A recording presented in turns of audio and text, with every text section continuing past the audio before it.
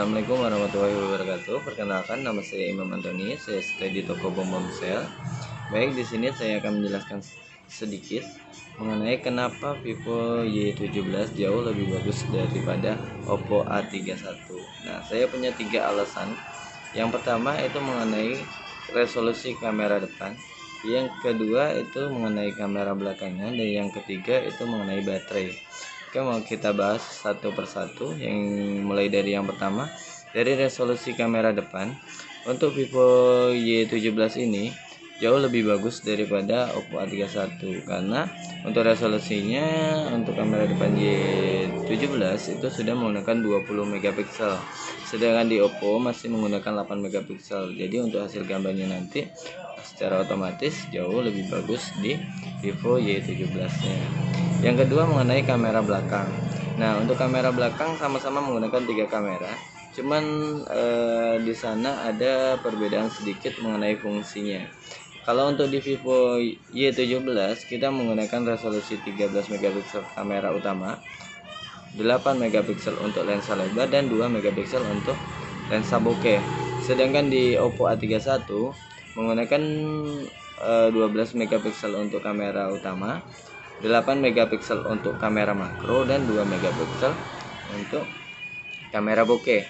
Nah, di sini ada perbandingan antara kamera lensa lebar atau wide angle dibanding dengan kamera makro. Nah, untuk kebutuhan saat ini banyak orang masih lebih membutuhkan kamera lensa lebar ya, atau wide angle, karena dengan lensa lebar kita bisa mengabadikan momen-momen bersama teman, bersama keluarga dengan angle lebih luas. Sedangkan untuk kamera makro itu banyak digunakan untuk mengambil gambar dengan jarak dekat seperti miniatur dan lain-lain. Jadi hanya beberapa orang yang memfungsikan kamera makro sendiri.